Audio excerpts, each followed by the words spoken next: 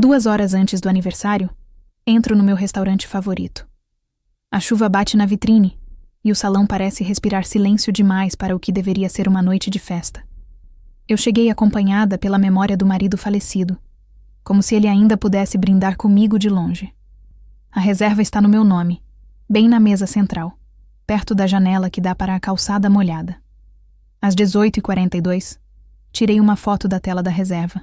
Guardei o print no celular. O recibo da reserva ficou dobrado na bolsa, com o código visível e a hora marcada. O garçom pergunta se prefiro manter a mesa ou mudar para outra, e eu digo que a posição é importante para quem observa. O ambiente traz uma pressão invisível sobre a minha reputação. Quem entra ali sabe que cada detalhe pode virar assunto público, cada foto pode servir como prova.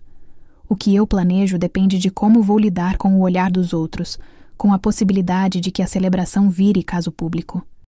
Eu seguro o celular, verifico o horário de cada minuto e sigo adiante. Logo na chegada, a recepcionista recorta o atendimento com uma justificativa seca. A reserva não aparece no sistema.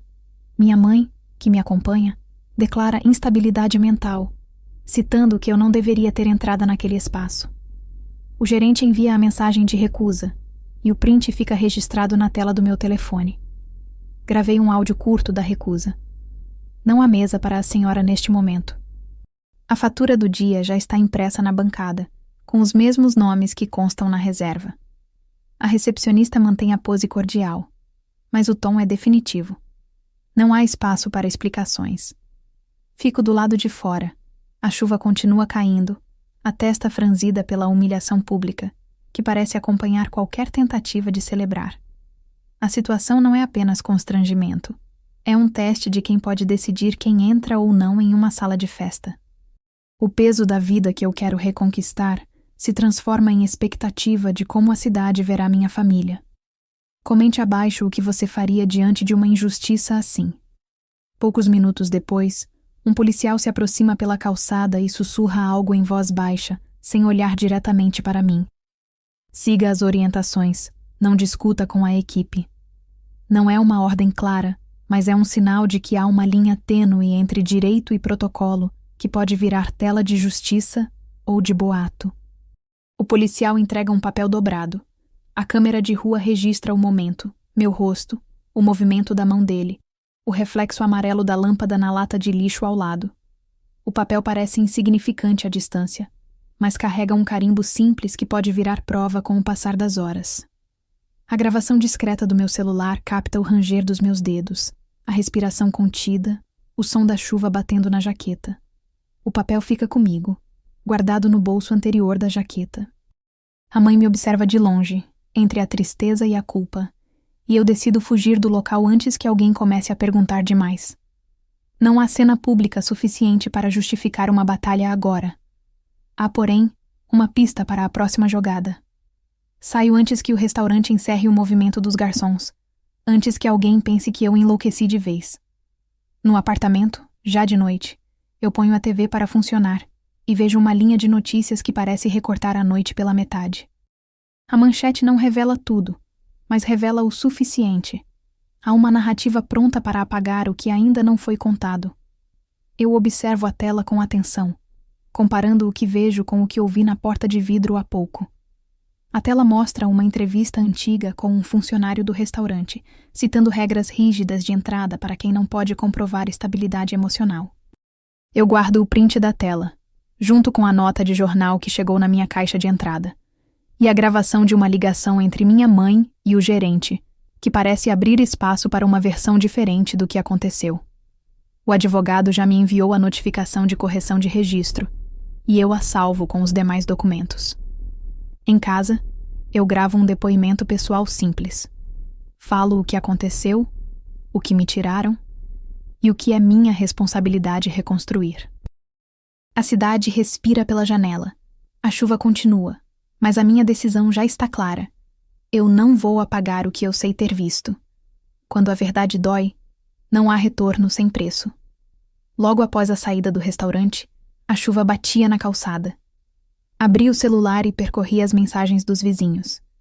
O print mostrava alguém dizendo que eu não deveria estar ali, insinuando que minha história não era confiável. Ao lado, a placa do restaurante refletia nas poças e piscava sob a lâmpada amarela. Guardei o print da conversa, a foto da placa e o recibo da reserva na pasta de evidências. Não houve resposta do restaurante, e o silêncio parecia aumentar o risco de como aquilo seria visto pela vizinhança. A rua vazia ajudava a perceber que aquilo não era apenas um mal-entendido. Era uma prova pública que poderia comprometer minha reputação. Pouco depois, fiquei diante da rua em frente ao quarteirão, observando os aplicativos de mensagens de vizinhos. O print da tela mostrava a dúvida que circulava. Quem era eu para contestar as regras daquele espaço? Na bancada de café do quarteirão, sentei e registrei o depoimento da minha mãe como nota, anexando o recibo de pagamento do dia. A nota escrita carregava o peso de um estigma antigo, mas também de uma pressão real sobre minha imagem. Sem respostas do restaurante, as recentes tentativas de conforto não vieram. Quem é responsável por defender a verdade sem ferir inocentes? Quem paga a conta quando a honra pública é o preço? Horas mais tarde, a decisão de buscar um advogado começou a tomar forma. Horas mais tarde, no escritório de advocacia, a consulta inicial com o advogado aconteceu. Ele ouviu meu relato, pediu os documentos relevantes e mostrou o caminho entre depoimentos públicos e proteção de dados. Ele abriu um contrato de confidencialidade e apresentou uma cópia de documento que já estava na pasta do caso, evidenciando o pertencimento de cada peça. O plano de ação começou a tomar forma. Consolidar as provas, preparar a narrativa e manter o controle sobre o que poderia virar exposição pública. A pressão social era real, empurrando para uma linha de atuação mais firme, porém sem abandonar a precisão dos fatos. O ambiente do escritório, o barulho baixo do ar-condicionado e a tela do computador criavam uma atmosfera de método e responsabilidade. À noite, em casa, eu decidi registrar meu depoimento pessoal em vídeo. De arquivo de mídia ficou salvo no drive protegido, com data e horário gravados. No dia do meu aniversário, marcado no calendário, reservei um espaço para esse marco na linha do tempo da minha história. A pressão pública não institucional já crescia. Alguém repetia o que havia sido publicado, e eu via mensagens de apoio crescendo entre quem não me conhecia. Mesmo com esse ruído, mantive o curso. Não abandonar a verdade, mas controlar a exposição para que não se tornasse uma caça às bruxas. E então chegou uma nova peça, uma notificação de restrição de acesso associada ao passado da família. A prova de injustiça cresce. Uma notificação de restrição de acesso pode estar ligada ao passado da família. 2 horas após a saída do restaurante, eu abro o arquivo policial do oficial citado e pesquiso o histórico dele. O print do atestado aparece com o número de ocorrência 1023, carimbado às 19h42 no sistema. Salvo o documento na pasta segura do meu celular, sob o rótulo Caso Isabela, parte 3. Isso mudava a leitura pública agora. Pouco depois, na sala de estar, o advogado me envia a notificação de correção de registro. A cópia chega em PDF, com assinatura eletrônica e código de retificação, 847 CR. Ela fica sobre a mesa, visível para quem olhar. O documento de retificação corrige uma linha do registro que o ligava ao meu caso. Isso mudava a reputação pública agora. À noite, na sala de conferência improvisada, eu participo de uma audiência pública informal. A gravação de sessão já está disponível no feed do evento e a lista de presentes aponta 12 assinaturas de apoio. Um membro do público murmura: "Não vamos deixar isso passar." A fala é breve, mas significativa. A defesa é articulada, sem rodeios, e o meu tom não vacila. O meu poder cresce com cada detalhe apresentado de modo claro. Isso mudava a percepção de poder público agora.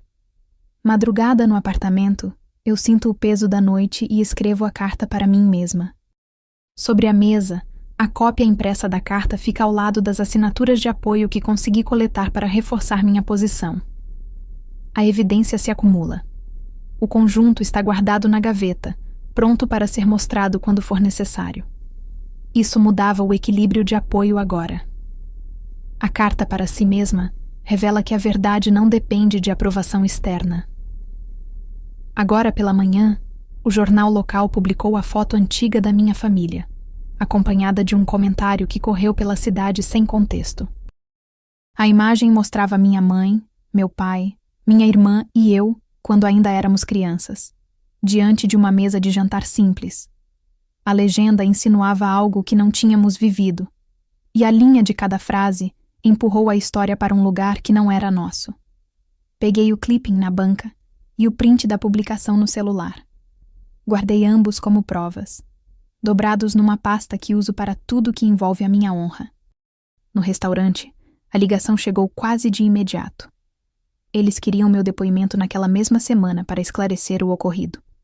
Fui recebida na sala de imprensa com o ar de quem esperava uma explicação rápida. O gerente manteve o tom cordial, mas a pressão pesava. Mostrei a foto, contei a história que sempre vivi, e ouvi perguntas que pareciam medir minha sanidade com base naquela imagem. Saí com o recibo da agenda anotado, e com a certeza de que minha reputação já não dependia apenas de mim, mas da percepção de todos que me olhavam pela lente do jornal. E no fundo, senti o peso de um país inteiro julgar pela aparência, sem ouvir a verdade por trás do que foi publicado. Meses depois, a cidade permaneceu atenta, e a memória pública ficou mais tensa. Houve uma audiência pública informal que reuniu moradores, colegas e vizinhos, todos com o que acharam ser suficiente para formar uma opinião. Eu relatei a sequência de fatos, em voz baixa, sem culpar ninguém de antemão, mas explicando onde as informações haviam sido distorcidas. Doutora Helena Costa, psicóloga escolar que acompanha meus passos, comentou nos bastidores que o dano é multiplicado quando quem julga não tem contexto. Eu apenas aceitei o comentário sem desviar o foco da minha versão. O policial citado na sombra da história voltou a aparecer em perguntas, e as minhas dúvidas sobre as motivações dele cresceram.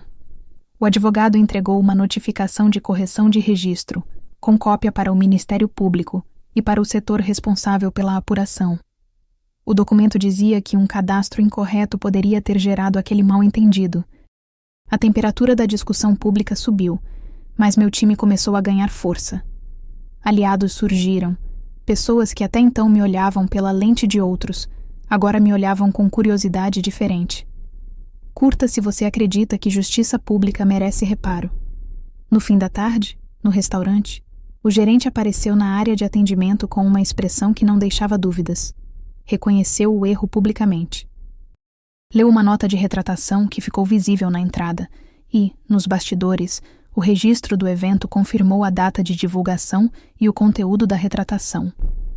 A sala respirou de alívio, mas não houve festa. As redes sociais desaceleraram o barulho e passaram a acompanhar o desenrolar da reparação, não só o rastro da imprensa. A retratação, acompanhada de um comunicado interno, mudou o tom da relação com o público. Clientes que antes cochichavam, agora olhavam com gentileza, como se algo tivesse sido corrigido naquele gesto público. Enquanto tudo isso acontecia, eu gravava meu depoimento final em casa, para manter claro o que eu tinha visto e o que ainda precisava ser dito, registrando cada detalhe para não deixar espaço para novas interpretações. O dia terminou com a sensação de que a verdade, mesmo quando dolorosa, tem seu peso reconhecido pela coragem de não recuar. Decidi perdoar parcialmente, mantendo firme a busca por justiça, e já autorizei meu advogado a abrir as negociações de reparação, com a próxima reunião marcada para a semana que vem. Agora ele surgiu na calçada, a poucos passos de distância, com a pasta preta sob o braço. A luz do poste desenhava traços secos no rosto dele. O olhar dele não era de acusação. Era de alguém que carrega algo que não cabe no peito. Ele abriu a pasta, mostrou a credencial com o número 5 em 1198 e deixou claro que não veio para prender. Em seguida, entregou um envelope grosso, selado, que não parecia ter sido aberto há muito tempo. Não vim para punir inocentes.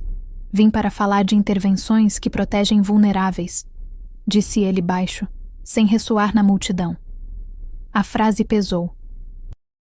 Ele citou casos reais, nomes que não esqueci, datas que batiam com o que eu já soubera de mensagens antigas. Em cada frase, havia um arquivo, um papel, uma testemunha que testava minha leitura da situação. Ele não prometeu nada. Apenas apontou um histórico. Ações de proteção, não de repressão, quando havia risco. Isso mudou o tom da nossa conversa. Eu peguei o celular, gravei a conversa. O policial não negou o passado. Ele apenas confirmou que sua função é amparar, não julgar pela aparência. Ele mencionou um programa de proteção a vulneráveis, acrescentando que já atuou em pelo menos 3 casos de violência doméstica, 2 situações envolvendo adolescentes em situação de risco, e uma mulher que sofreu tentativa de agressão que poderia ter terminado pior. O que parecia uma intromissão hostil ganhava outra cor. Cuidado, responsabilidade, chance de saída segura. O registro dele não era o meu inquérito. Era uma pista de rota alternativa. Perguntei como eu poderia confiar nisso de imediato, e ele sugeriu buscar apoio legal, registrar tudo, seguir caminhos formais. A cada frase, surgia uma nova peça concreta para a minha defesa. Números, nomes, datas, carimbos. Neste momento, a sala ficou pequena. Eu ouvi minha própria respiração interferir na gravação do celular. Pensei no alcance público daquela noite. O policial entregou um panfleto miúdo com contatos de abrigos, uma lista de advogados voluntários e uma nota de serviço que ele disse ter emitido para me ajudar a reconstruir a narrativa sem prejulgar ninguém. Acompanhando as anotações, veio a primeira evidência real de que aquela confusão não era apenas de reputação. Era um emaranhado de decisões que poderia me defender ou me destruir, dependendo de quem usa o que já foi dito. Não havia mais como ignorar. A verdade ali não era apenas o que eu via, mas o que poderia ser feito com aquilo. Posso fazer uma pergunta direta? Perguntei, sem tirar os olhos dele. Quem é responsável pela justiça neste ambiente público, quando há indicação de que alguém protege mais do que acusa? Ele não respondeu com frases longas. Respondeu com um gesto discreto para que eu guardasse o gravador e seguisse o caminho seguro. Orientação jurídica, depoimentos e uma revisão de registros. Eu entendi a exigência. Não agir por impulso, agir com método. Ouvir, registrar, pedir apoio. Em seguida, voltei ao meu banco de dados mental. Quem está comigo? Quem está contra? Quem pode me ajudar a mostrar o que houve sem ferir inocentes? Horas depois, sentei na sala de estar, rodeada pelo som suave da chuva lá fora. Peguei o caderno, escrevi rapidamente uma linha categórica. O homem com a credencial 5198 não é apenas um participante de protocolo, é uma ponte para a proteção. Anotei também o que o policial disse sobre o passado dele. Foi quando recebi uma ligação curta de uma advogada que eu ainda não conhecia, com uma sugestão de que o caminho legal pode mudar a pressão pública sem calar a minha voz. A ligação reforçou a ideia de que aquilo que parecia um embate entre mim e o ambiente público pode, na verdade, ter uma avenida de apoio institucional que eu ainda não usei. O que era para ser uma noite de crise virou, aos poucos, a gênese de uma estratégia confiável. Agora, olhando para o envelope selado e para a pasta que ele me entregou, eu vejo o primeiro indício de que a história pode não ser o que parecia. O registro 5198, a intervenção anterior para proteger vulneráveis, não é apenas um registro de polícia. É o mapa de uma rota que pode me livrar da armadilha do julgamento racial e social que me cercava. Isso mudou tudo agora. Naquela manhã, o e-mail chegou com urgência. O assunto era direto. Atualização da retratação pública. O corpo trazia o carimbo confidencial e um anexo nomeado Notificação de Retificação do Registro Público. Abri a pasta segura do celular, salvei o print do cabeçalho e guardei o arquivo no drive criptografado. O tom do documento era firme. Qualquer atraso poderia soar como fraqueza diante da imprensa e da audiência marcada para a próxima semana. Eu lia cada linha com o peso na garganta, sabendo que cada palavra podia virar prova ou golpe. Pouco depois, na sala de estar, o advogado ligou. Do outro lado, a doutora Melena Costa entrou na tela com aquele ar de quem sabe onde o freio existe e onde é necessário acelerar. Discutimos o plano. apresentara a retratação apenas como parte de uma correção factual, sem abrir mão da verdade que vivenciamos. Ela mencionou uma nova linha de evidência a ser reunida, documentos, mensagens, registros de horários, para não deixar o caminho aberto a interpretações. O advogado confirmou. Já tínhamos cópia da notificação de retificação. O que faltava era consolidar a timeline para a imprensa e para o processo. A ideia era mostrar que o que ocorreu não foi apenas um mal-entendido, mas uma cadeia de ações que precisam ser expostas com precisão. Eu me confirmei no espaço de decisão. Avançar com transparência, sem exageros, sem omissões. No fim da tarde, fui ao escritório do advogado. Lá, o ambiente cheirava a café forte e papel impresso. Ele me mostrou o novo relatório de ocorrências, o contrato de confidencialidade assinado pela família e uma nota de retificação que já circulava entre as partes interessadas. O eixo central continuava sendo informação. Cada peça precisava estar ligada a um fato verificável. Discutimos a necessidade de uma deposição mais formal para a imprensa local e para a comunidade, para não deixar espaço a versões paralelas. A doutora Helena entrou de novo, sugerindo que mantivéssemos a linha de defesa pública centrada na gente real que está sob julgamento.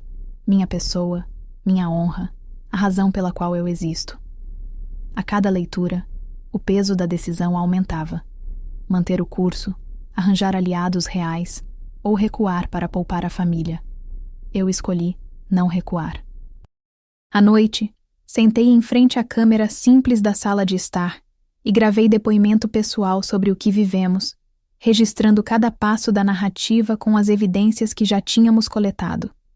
O print da mensagem do gerente, a fatura do dia, a gravação da conversa com a mãe, o recibo da reserva.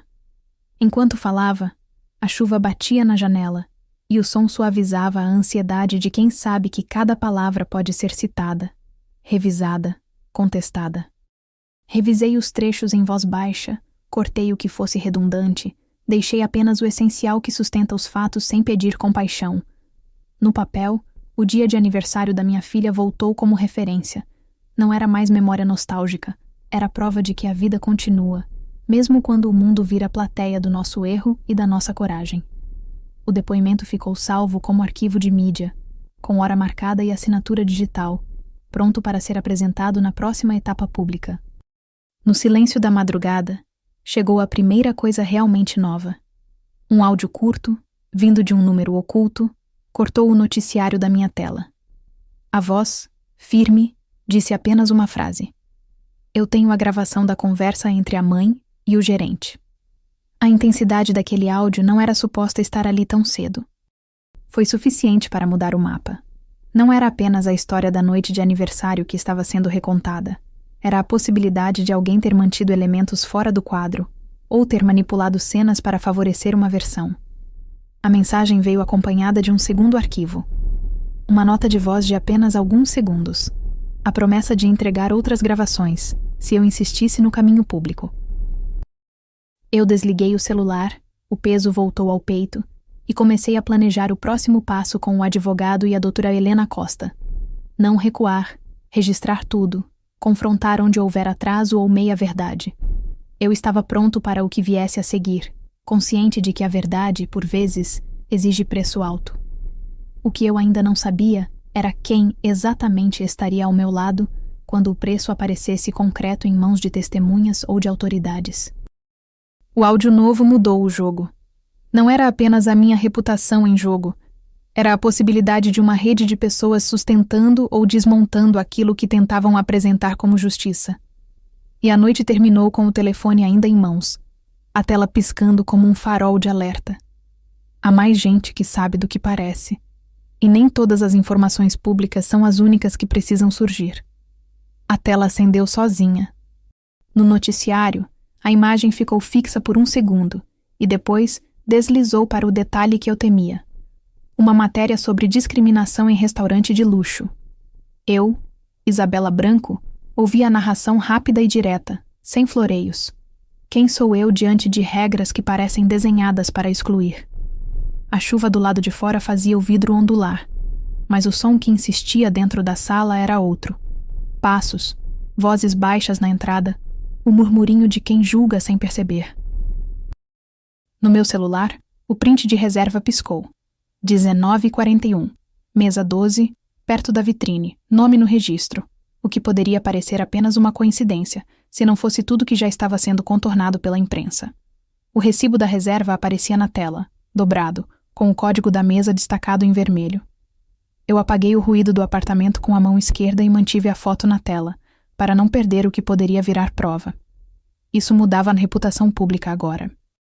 Logo depois, o gerente do restaurante apareceu na tela com a voz treinada de quem sabe lidar com crise, dizendo que nada fora feito contra mim, apenas segredos de protocolo que precisam ficar claros. A câmera cortou para a sala de jantar vazia, as cadeiras alinhadas, o guardanapo com o traço Gewurst que eu conhecia, o mesmo que usei na noite em que comemorávamos meus dias. A narrativa insinuava que minha presença lá desencadeou uma reação desproporcional. Eu, porém, sabia que o que importava não era a minha presença, e sim a forma como as regras pesam sobre quem não tem voz. Observando tudo, eu anotei cada elemento visível. A etiqueta da reserva, o horário registrado, o diálogo entre atendentes gravado no áudio da recusa, o indicativo de que alguém, em algum lugar, queria me classificar. Isso mudava a informação pública agora. Uma chamada de telefone de serviço caiu na minha mesa, cortando o ritmo da televisão. Do outro lado, a doutora Helena Costa, que assistia à mesma matéria, comentava em voz baixa que há casos em que a etiqueta funciona como arma quando a pessoa já está sob suspeita. A voz da médica escolar serviu apenas para confirmar o que eu já sentia. O resto era política, não justiça. Enquanto ela falava, eu pensava nos passos seguintes. Registrar tudo, não deixar que o silêncio vire testemunho, preservar as evidências. A sala ficou mais carregada, o ar mais pesado, e o som da chuva pareceu ganhar força, como se a cidade inteira estivesse segurando a respiração comigo. Eu havia decidido ligar para o advogado e começar a planificar a próxima etapa, mas ainda precisava de uma prova que não pudesse ser contestada. Isso mudava a relação entre eu e as pessoas que me cercam agora. No meio da noite, a emissora interrompeu a programação com uma nota de rodapé. O que apareceu foi algo que ninguém havia esperado. Não apenas a menção à minha situação, mas também um registro de que a proprietária do local tem uma filha que já enfrentou diagnóstico semelhante. A tela mostrou o rosto sugerido pela edição, sem mostrar detalhes explícitos, mas a frase foi suficiente para acender o debate público. A notícia não apenas referia à minha história, mas a conectava à história familiar da proprietária, insinuando uma linha de similaridade que ninguém analisou até então. Eu pausei, deixei o áudio desligar por um instante e respirei fundo, tentando processar o que significava essa nova peça do quebra-cabeça. A imagem ficou gravada na minha memória. O logotipo da emissora, a tela dividida com a nota de jornal, o vulto da pessoa entrevistada que falava em tom próximo, quase para mim. Isso mudava a responsabilidade pública agora. O silêncio que se seguiu foi pesado, mas não derrotado. Eu mergulhei nas informações que já tinham sido coletadas. O print da reserva, o áudio da recusa, a lista de presentes na audiência, tudo junto, como se fosse um mapa. Se a filha da proprietária também enfrentou diagnóstico semelhante, não era apenas uma coincidência. Era uma pista que podia explicar, de outra maneira, o comportamento daquela noite. Enquanto a televisão insistia em reforçar a narrativa, eu precisei decidir como falar sobre isso, sem transformar alguém inocente em vilão. Eu anotei na margem do meu caderno: documentar sem ferir ninguém, e, ao mesmo tempo, preparar um depoimento que não negasse a complicação real da situação. Isso mudava a forma como a imprensa veria a história, e eu não podia vacilar agora. A notícia quebrou o silêncio de uma forma que eu não esperava. Na tela, apareceu novamente o rosto da proprietária, mas desta vez com a menção explícita da filha que já enfrentou diagnóstico semelhante. A frase foi direta, quase clínica. A condição de saúde da filha foi citada como parte de um histórico que já molda a percepção do público sobre a família. Não era uma acusação direta contra a proprietária, mas transformava o que era visto como erro de atendimento em uma narrativa de contexto, que poderia redirecionar a indignação para uma análise menos simplista. A cidade parecia mudar de foco diante dessa revelação, como se todos tivessem de novo redefinido onde está a linha entre justiça e julgamento. Eu ouvi meu próprio batimento cardíaco, contei até 3, e segui em frente com o plano. Gravar um depoimento claro, conservar o respeito pela verdade e não ceder ao impulso de tornar alguém mais vulnerável, apenas para sustentar uma versão conveniente. E no último instante, uma pergunta ficou pairando sobre mim. Se a filha da proprietária já enfrentou algo tão semelhante, quem realmente está protegido pela convicção de que a verdade deve vencer? Quem pode sustentar a história sem deixar que a família da outra parte pague o preço público? Isso não terminou ali. Hoje, a evidência não apenas cresce, como também muda o ritmo do meu próprio passo. A emissora, com seu noticiário firme, parece ter aberto uma brecha que não pode ser fechada tão facilmente. Eu senti que a minha escolha de continuar era inevitável, porque a verdade, mesmo com o peso extra da história da proprietária, ainda tem o direito de ser ouvida. E ao pensar no próximo movimento, percebi que não era só a minha reputação que poderia sofrer se eu recuísse. Era também a responsabilidade de não permitir que a injustiça se alimente de esquemas que escondem verdades difíceis. O que acontece a partir de agora depende de quem está disposto a expor o que realmente aconteceu, sem medo de consequências. A última imagem da noite ficou gravando na minha mente. A tela da emissora, a assinatura da proprietária, a lembrança de uma filha que precisa de cuidado e uma pergunta que não se cala. O que é aquilo que só a verdade pode responder quando a ligação entre as duas histórias se mostra tão inevitável quanto a chuva lá fora? Não há blueprint disponível para a parte 8. Para obedecer integralmente às regras, fidelidade ao blueprint, estado, provas, gancho, etc., preciso do conteúdo específico da parte 8, incluindo Key Events, em ordem com Time Marker, Location, Ações, Evidências, Mudança de eixo, Irreversível. End Hook, tipo Texto, Recorte para a revelação final. Instruções de CTA, se houver, tipo e placements. Range de caracteres permitido, ou confirmar 5800, 7200. Pode fornecer a parte 8 ou ajustar para que eu possa gerar com base no conjunto existente? Agora, na minha sala, eu abro uma gaveta esquecida. Um envelope lacrado cai sobre a mesa. O carimbo do hospital municipal aparece nítido na frente. Prontuário no 4598, data 12/04/2004. A assinatura do médico é ilegível, mas o conteúdo é inegável, tudo oficial, tudo verificável. Na margem, uma linha curta em letra cilada. Coerção familiar. Dentro, há o diagnóstico de transtorno de ansiedade generalizada, o histórico de acompanhamento e uma lista de medicações que nunca usei. Tudo registrado com horas, datas, assinaturas e números de protocolo. A chuva que bate na janela parece aumentar o peso de cada linha. Segurei o papel com a mão que ainda treme e reconheci o que isso muda. Não é apenas memória antiga, é prova de um esforço para me enquadrar diante do público. Coloquei o prontuário na pasta, cobri com uma capa plástica e levei tudo ao meu advogado. Ele lê sem pressa, pergunta sobre a origem daquela folha. A conclusão é direta. A narrativa pública foi moldada pela pressão da família, não pela experiência de saúde. O prontuário traz a menção explícita de coerção, uma anotação que não deixa margem de dúvida sobre quem ditou a linha a ser seguida. A assinatura é ilegível, mas o carimbo confirma o hospital.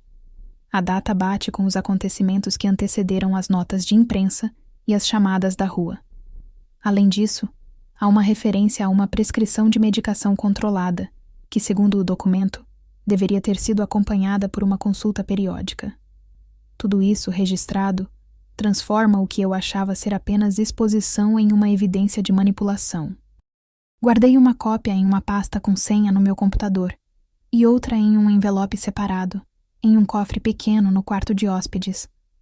Enquanto a água da chuva escorria pela janela, a sensação era de que a verdade já não cabia mais dentro da minha cabeça. Você lê isso e pergunta em voz baixa: quem tem direito de decidir como eu devo parecer diante do mundo quando a própria família empurra a narrativa? Eu não digo tudo de imediato. Em vez disso, mando o documento para uma segunda opinião, busco confirmação com a doutora Helena Costa, que já sabe da minha história e dos limites éticos que não posso atravessar. Ela responde que um prontuário com coerção não é apenas inconsistência. É evidência de pressão psicológica que pode invalidar testemunhos públicos. Sigo, porém, com cautela. Contato o escritório de avaliação independente para que examine os registros da clínica e confirme a legitimidade das assinaturas, o que fortalece a minha posição sem expor pessoas inocentes. A cada passo, a chuva parece ficar mais pesada, como se a cidade quisesse impedir qualquer avanço, mas eu não desisto. Em volta, os guardanapos de papel, a nota fiscal da última reserva, o recibo da refeição que fiz no caminho, tudo vira evidência de que não estou apenas buscando justiça. Estou desfazendo um dano que já durava anos. No meio dessa busca, tomo uma decisão prática: manter a confidencialidade dos detalhes que possam ferir terceiros, mas expor a prática de coerção que moldou a minha reputação. Eu firo o envelope, seguro o avesso das páginas e anoto números de protocolo no meu caderno, para que, se alguém perguntar, eu tenha uma trilha clara: data, hospital, prontuário, assinatura ilegível, coerção. Enquanto isso, a cidade continua a respirar. Eu sigo registrando cada passo, cada movimento do justiceiro que não desiste de tornar públicos os custos desse tipo de controle. O que começa como uma busca de verdade passa a exigir uma estratégia de exposição sem ferir inocentes, sem transformar pessoas vulneráveis em alvos. E a cada hora eu me posiciono com mais firmeza. Não serei coagida para calar minha própria história. O arquivo mostra o que o resto do dia já sugeria. O documento carimba a verdade de que a coerção familiar estava na origem da narrativa que me lançaram ao centro do debate público. O carimbo do Hospital Municipal, o número 4598, a data 12/04/2004, a anotação coerção, tudo ali, pronto para ser mostrado a quem precisar entender, quem decidiu o que todos deveriam acreditar. Isso prova que houve uma mão por trás da minha apresentação ao mundo, e não apenas erros de julgamento. Quem controla a narrativa, afinal? Às 21h40, a retratação oficial do restaurante apareceu online. O texto reconhecia que houve interpretações erradas sobre Isabela e que o episódio não refletia o serviço nem o que realmente aconteceu naquela noite. O gerente, curto e direto, pediu desculpas, citando falha de comunicação e falha de protocolo. Peguei o print da notícia, guardei no celular e escrevi para meu advogado. Precisamos agir com fatos, não com boatos. O dano já estava feito na cabeça de quem viu. A reputação, antes discreta, ficou exposta como uma vitrine. Dentro do salão, o silêncio ficou pesado. Alguns colegas de equipe evitavam meu olhar. Parecia que o ambiente inteiro assistia a alguém sendo julgado sem saber exatamente o quê. A chuva batia na calçada. O barulho das taças soava abafado, quase mecânico, como se o restaurante inteiro tivesse congelado no instante em que tudo mudou. Confirmei a reserva. Olhei a mensagem de confirmação que ainda aparecia na tela do meu celular e pensei: tudo que eu planejava celebrar hoje foi transformado em evidência. A primeira peça concreta já chegara à mão de quem pode decidir o que é verdade ou não. Eu não tinha outra escolha senão avançar com a verdade, peça por peça. Às 22h15, o vazamento abriu diante de mim o prontuário médico da mãe, com carimbo, assinatura e data. O documento mostrava coerção familiar, instruções para manter a imagem de sanidade, mesmo diante do que se sabe ser mentira ou simplificação excessiva. A segunda página trazia o relatório do médico, com diagnóstico, recomendações e uma timeline que não cabia no recorte do relato público. Li cada linha com cuidado, anotei números, identidades e datas, copiando trechos-chave para o meu dossiê. Guardei o PDF na pasta segura do meu advogado. Ele fica protegido, mas não inofensivo, sob guardação digital com senha de alto nível. O papel tinha o número de protocolo 4421-CR, registrado no cartório médico. O efeito imediato foi claro. A narrativa não era apenas uma consequência de um mal-entendido. Era uma estrutura que pode ter sido usada para silenciar alguém. A coerção revelava uma dimensão que eu não tinha considerado. Não era apenas meu crédito público que estava em jogo. Era a integridade da minha verdade. Isso mudava tudo. Agora, o que eu mostrava ao mundo precisava ser ainda mais sólido. Eu sabia que não bastava dizer a verdade. Eu precisava prová-la com documentos que resistissem ao escrutínio. Voltei aos prints. Conferi cada uma das referências. Alinhei-as com as gravações que já possuía. E então escrevi, com calma, a próxima linha do meu caminho. Não vou deixar que a mentira seja a última palavra. Às 15h30, o escritório do meu advogado abriu uma coletiva com a imprensa para apresentar a sequência de provas e o cronograma de ações. Subi ao palco com o olhar firme e o corpo tenso, e disse o que precisava ser dito. A história que circula não condiz com os registros. Apresentei o print da retratação, o protocolo do prontuário médico e a gravação da reunião com o gerente. A sala ficou tensa. Jornalistas se entreolharam. Alguns anotavam frestas de dúvida, outros registravam cada frase com o celular.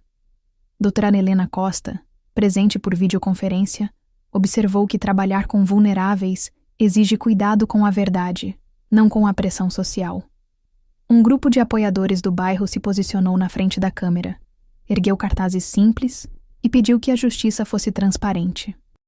Ela também ressaltou que, em casos assim, a proteção de dados e a privacidade clínica não podem ser usadas para encobrir manipulações públicas.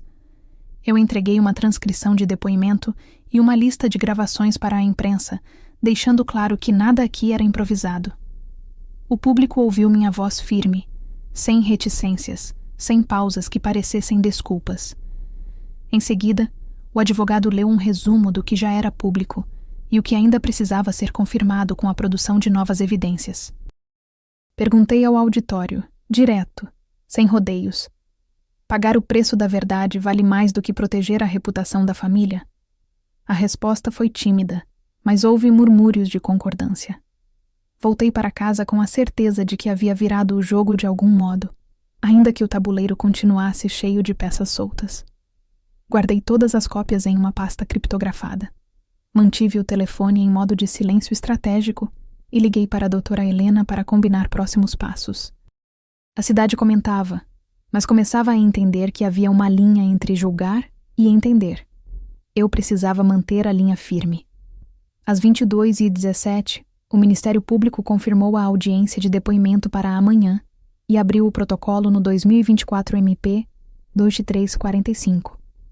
A informação chegou como uma peça nova, que pode redefinir o mapa do caso. Não era apenas a minha versão. Havia uma investigação formal em andamento, com possibilidade de participação de outras testemunhas que já estavam no radar. A notícia me deu um impulso novo. Não era apenas defesa. Era uma processualidade que poderia colocar pressão sobre quem manipulou a narrativa. O gerente do restaurante emitiu uma nota adicional de retratação, tentando reparos públicos, mas o estrago na relação com o público já era visível nas ruas, nos comentários online, nas lojas ao redor. Eu cruzei as mãos, respirei fundo e revisitei cada linha do material que reuni até ali. A cada leitura, o caminho ficava menos nebuloso, mas ainda difícil. A cidade lê, comenta e busca entender quem realmente tem responsabilidade pela ferida exposta. No meu peito, a dignidade começava a se reorganizar com mais firmeza, não pela vontade de vencer, mas pela necessidade de provar que a verdade não depende de aprovação externa. E no silêncio da sala, fiquei olhando a chuva lá fora e percebi que não havia garantia de que tudo pudesse terminar ali. Quem mais pode confirmar a coerção que provocou tudo?